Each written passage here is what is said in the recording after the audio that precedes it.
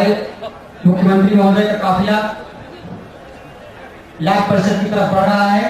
अपने घर में बना पराया सोने की चिड़िया देश बनाया, दुनिया में पहचान दिलाया।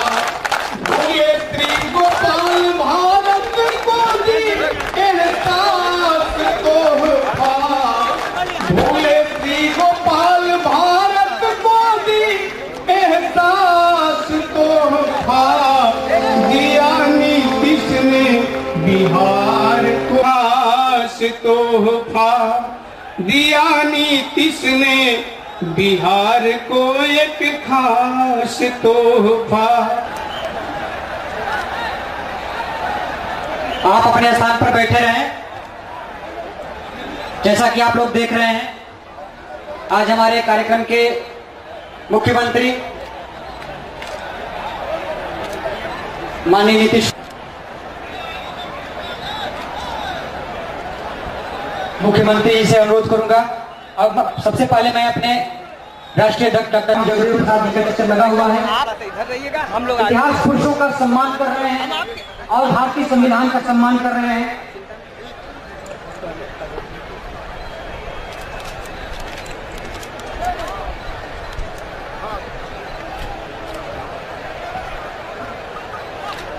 हमारे माननीय मुख्यमंत्री महोदय महापुरुषों के सम्मान में कुछ अर्पित कर रहे हैं।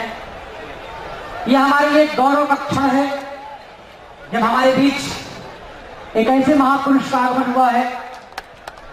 अब मैं स्मृति चिन्ह भेंट करने के लिए सम्राट अशोक क्लब के राष्ट्रीय अध्यक्ष डॉक्टर जगन्नाथ मौर्य, संस्थापक माननीय सुभाष सिंह मौर्य की तरफ से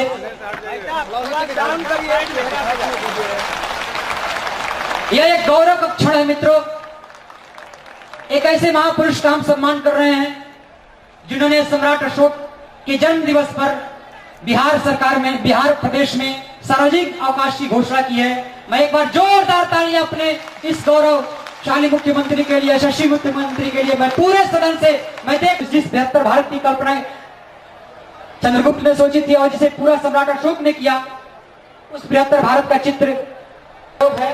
आप हमारे साथ रहें। हमने हमारे इस सम्राट अशोक क्लब के संस्थापक सुभाष सिंह मौर्य जी ने अंगवस्त्रम के द्वारा माननीय मुख्यमंत्री विधि पुस्तक का समर्पित कर रहे हैं लामालोक जंग जी राष्ट्रीय अध्यक्ष जी को। अब इसके बाद इसके लिए मैं उबैदुर रहमान साहब से और अजय सिंह कुशवाहा जी से अनुरोध करूं कि आप आगे आएं और विमोचन का कार्य संपन्न कराएं।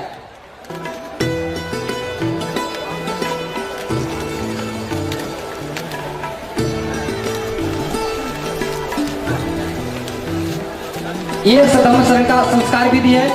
ये विधि सबके पास पहुंचेगी और एक तरह से पूरे भारतवर्ष में जितने भी संस्कार हैं सभी संस्कार एक तरीके से होंगे। इस तरह से पूरे देश में एक रूपता झलकेगी कि हमारे संस्कार किस तरह से होने चाहिए।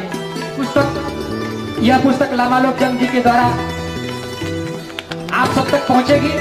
इसका समर्पण हुआ। अब इसके बाद सहयोग निश्चित तौर पर सम्राट अशोक परिवार, हाँ माइक से बोल, निश्चित तौर पर सम्राट अशोक परिवार आपका इस पुस्तक का विमोचन आदरणीय मुख्यमंत्री जी के द्वारा हुआ। जोरदार तालियां। गाजीपुर में गौतम बुद्ध, सम्राट अशोक और बौद्ध स्थल, इस पुस्तक का विमोचन आदरणीय मुख्यमंत्री जी के द्वारा हुआ, जिसके लेखक उबैदुर रहमान साहब एवं सम्राट अशोक क्लब के संस्थापक माननीय सुभाष जी। खिल रहे हैं फूल, जनता कर रही है बागवानी, और जग रहे हैं लोग, अब तो हिल रही है राजधानी। सबसे पहले मैं राष्ट्रीय एकता, अखंडता एवं धार्मिक सहिष्णुता का प्रतीक अपने देश के राष्ट्रीय ध्वज का नमन करते हुए भारत का राष्ट्रीय धर्म ग्रंथ भारतीय संविधान का नमन करता हूं। तत्पश्चात समस्त राष्ट्रीय प्रतीकों में आस्था रखते हुए विश्व की असभ्य मानवता को सर्वप्रथम सभ्यता का पाठ पढ़ाने वाले एक महान दार्शनिक, एक महान वैज्ञानिक, एक महान चिकित्सक और दुनिया में 100 महापुरुषों में प्रथम स्थान रखने वाले प्रकृति धम्म के अन्वेषक शाक्य मुनि तथागत गौतम बुद्ध का सतत बार नमन करता हूँ। तत्पश्चात धार्मिक सहिष्णुता के प्रवर्तक, धर्म निरपेक्षता के संवाहक, संसार में पहली बार सीमाओं की संकल्पना को तोड़कर सुदूर देशों में लोक कल्याणकारी संस्कृति की बुनियाद रखने वाले वसुधैव कुटुंबकम के जनक विश्व विजेता सम्राट अशोक महान जी का नमन करता हूँ। तत्पश्चात अकबर द ग्रेट, बाबा साहेब अम्बेडकर, महामना राहुल शंकरत्यायन जैसे अनेक महापुरुषों का नमन करता हूँ, जिनके कुर्बानियों और संघर्षों के बदौलत आप, हम और यह धम्म यहाँ तक पहुँचा है। दोस्तों, आज का जो हमारा विषय है धार्मिक सम्राट अशोक महान की शासन नीति और वर्तमान भारत का संविधान, मुझे नहीं लगता कि इन दो विषयों से अलग हटकर इस देश को अखंड रखा जा सकता है। सम्राट अशोक की शासन नीति प्रवचन की सामग्री नहीं, बल्कि हकीकत में कर्मों की पूजा है। यह आदेश नहीं, यह एक संदेश है। संदेश उसे कहते हैं जो अपने जीवन से दिया जाता है, और आदेश उसे कहते हैं जो शासन और प्रशासन से जनता पर लागू किया जाता है। आज इसलिए सम्राट अशोक ने अपनी नीतियों को स्वयं पहले अपने ऊपर ढाला, इसके बाद जनता को प्रेरित किया कि आप भी ऐसा करो। और जिन जिन नीतियों का उपयोग करके सम्राट अशोक ने विश्व में शांति स्थापित की थी, उन नीतियों को लेकर वह दुनिया से गए नहीं, बल्कि अपने आने वाली पीढ़ियों के लिए लोहे की कलम से पत्थरों के पन्नों पर लिखवा दिया, ताकि आने वाले लोग आज भी उन नीतियों को देखते रहेंगे। मेरे ख्याल से यह दुनिया का सबसे पहला लोक कल्याणकारी लिखित संविधान था, जो आज किसी न किसी महापुरुषों के बीच में कोई न कोई लेखक है, लेकिन मैं दावे के साथ कह सकता हूं कि सम्राट अशोक के शिलालेखों और हमारे आपके बीच में कोई लेखक खड़ा नहीं है। आज भी अशोक की भावनाएं सीधा हमें प्रेरित करती हैं, इसमें कोई गाल मटोल नहीं है।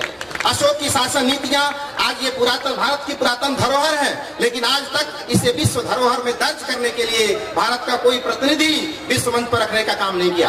अशोक की शासन नीतियों में समता, समानता, बंधुत्व, वाक संयम, बहुश्रुतता का सिद्धांत, अल्प व्यय एवं अल्प संचय, धार्मिक सहिष्णुता, जियो और जीने दो, माता पिता का आदर, आचार्यों और बुजुर्गों के साथ सम्मान, दास और नौकरों के साथ सम्मत व्यवहार, ऐसी नीतियों के सहारे सम्राट अशोक ने अपने साम्राज्य का विस्तार नहीं, बल्कि लोगों का भाग्य बदलना चाहते थे। यह सोच को हकीकत में धरातल पर उतारा, लेकिन हमने क्या किया? हमने अशोक स्तंभ को राज चिन्ह में स्वीकार कर लिया, राष्ट्रीय ध्वज में अशोक चक्र स्वीकार कर लिया, लेकिन अशोक का चरित्र आज तक हमने स्वीकार नहीं किया है। अशोक का चरित्र हमने स्वीकार नहीं किया है। अगर अशोक का चरित्र हमने स्वीकार किया होता तो शायद देश की परिस्थितियां ऐसी नहीं होती जो आज दिखाई दे रही हैं। सम्राट अशोक महान ने प्रत्येक व्यक्ति का भौतिक, राजनीतिक और आर्थिक विकास के साथ साथ नैतिक विकास भी किया। इसी समृद्धि को देखकर भारतवर्ष को सोने की चिड़िया कहा गया। यह कार्य आज भी भारतवर्ष सोने की चिड़िया हो सकता है, लेकिन युद्ध और जिहाद के बल पर नहीं हो सकता है। युद्ध और जिहाद के बल पर नहीं हो सकता, क्योंकि युद्ध और जिहाद के बल पर एक रुदन का साम्राज्य बढ़ता है, एक अशांति का साम्राज्य बनता है, जिसमें सब कुछ रहता है लेकिन शांति केवल नहीं रहती है। सब कुछ रहता है, केवल शांति नहीं रहती है। इसलिए सम्राट अशोक की जो नीतियां हैं आज भी प्रासंगिक है, और एक तरह से कहिए जो भारत का वर्तमान संविधान है वो सम्राट अशोक की नीतियों का ही दस्तावेज है। इसलिए यदि देश व दुनिया को सांप्रदायिकता के डीलरों से और मानवता के कीलरों से बचाना है, तो सम्राट अशोक के पिलरों के संदेशों को संसार तक पहुंचाने की जरूरत है। आज सम्राट अशोक क्लब के स्थापना दिवस पर आयोजित इस कार्यक्रम में लटिया महोत्सव में उपस्थित होकर मुझे बेहद खुशी हो रही है, और मैं सम्राट अशोक क्लब के तमाम नेताओं को इस बात के लिए धन्यवाद देता हूं कि उन्होंने अपने 20वें स्थापना दिवस के अवसर पर मुझे अपने इस खास कार्यक्रम में आमंत्रित किया। लोग इस पर प्रश्न उठाएंगे कि सम्राट अशोक का जन्मदिन आप कहां से ढूंढ निकाला। हमने तो किया, और इस बार संयोग से वो 14 अप्रैल पड़ गया, इसलिए कुछ लोग इसको दूसरा रूप देने की भी कोशिश कर रहे थे कि भैया अम्बेडकर साहब का, बाबा साहब का जन्मदिन है, उस दिन उनको डाइल्यूट कर रहे हैं। ये डाइल्यूट कहां कर रहे हैं? ये तो संयोग है कि उसी दिन है, अच्छा संयोग है। और इसके बाद तो अम्बेडकर साहब का, बाबा साहब का तो जन्मदिन सब दिन 14 अप्रैल को मनाया जाएगा, लेकिन सम्राट अशोक की जो अष्टमी है वो तो अलग अलग तारीख पर होगी। चैत के शुक्ल पक्ष की अष्टमी के दिन वो तारीख तो भिन्न होगी।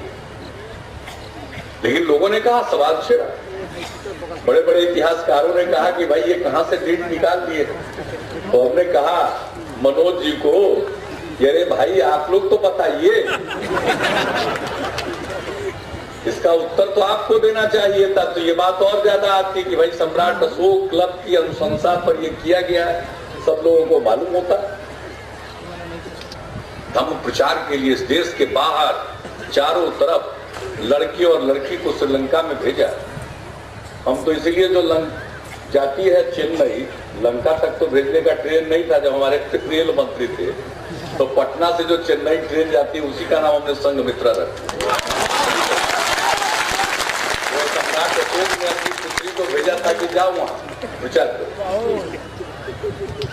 ये गांव-गांव तक पहुंचिए और खास करके अपनी युवा पीढ़ी तक एक एक बात को पहुंचाना चाहिए, उनको जानना चाहिए किस दिशा में हम जा रहे हैं।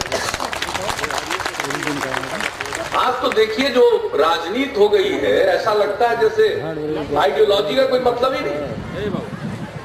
हम लोग जब छात्र जीवन में थे तो विश्वविद्यालयों में विचारों पर बहस होती, उसकी चर्चा होती। आज क्या होगी? तो हमें फिर से इस प्रकार के विचार को विस्तार देना और विचार को लोगों तक पहुंचाना, और ये फिर तो लोगों की इच्छा है। और मुझे तो पूरा विश्वास है इस विचार में इतना आकर्षण है, इस विचार में इतनी ताकत है कि लोग इस तरफ आकृष्ट होंगे, बराबरी की तरफ कौन नहीं आकृष्ट। हम लोग जब कोई बात करते हैं तो हम ही लोगों पर आरोप लगा देते हैं जात पात। अरे हम लोगों का वश चले तो हम तो चाहेंगे कि आज शाम होने तक, नहीं तो कल सवेरा होने के पहले तो जाति प्रथा समाप्त हो जाए। हम तो चाहेंगे कि जाति प्रथा रहेगा, भेदभाव मूलक जाति प्रथा रहे। आज क्या हो रहा है? कॉलेज में, यूनिवर्सिटी में पढ़ने वाले छात्र को किस प्रकार से उपेक्षा और प्रताड़ना का सामना करना पड़ता है। तो ऐसी परिस्थिति में हम लोग तो चाहेंगे ये सब कुछ समाप्त हो जाए। लेकिन आप देख लीजिएगा, एक बात और इतिहास में गौर करिएगा कि जब जब साधारण लोग जमीन से निकलकर ऊपर गए हैं तो कुछ नया काम किया। इस बात को जरा गौर से समझिएगा। सम्राट अशोक क्लब के लोगों को भी मैं यही कहूंगा, इसको भी जरा फैलाइएगा ठीक से। सब चीज आसमान से नहीं टपकता, कुछ चीजें जमीन से निकलती हैं, और जो जमीन से निकलेंगी वो टिकाऊ होगी। उसी प्रकार से सम्राट अशोक का काम और उनका विचार टिकाऊ है, और वो अनुभव से उद्भूत है। यूं ही किसी को सुनकर वो प्रभावित नहीं हुए, ये तो उनके मन में सारी बातें पैदा हुई, उन्होंने खुद देखा, महसूस किया। सब लोगों के तरक्की की कामना करता हूं। हम लोग रहे न रहे, लेकिन आप 70-80 साल में घर घर जरूर पहुंच जाइए, मेरी यही शुभकामना। और इन्हीं शब्दों के साथ आप सबने बुलाकर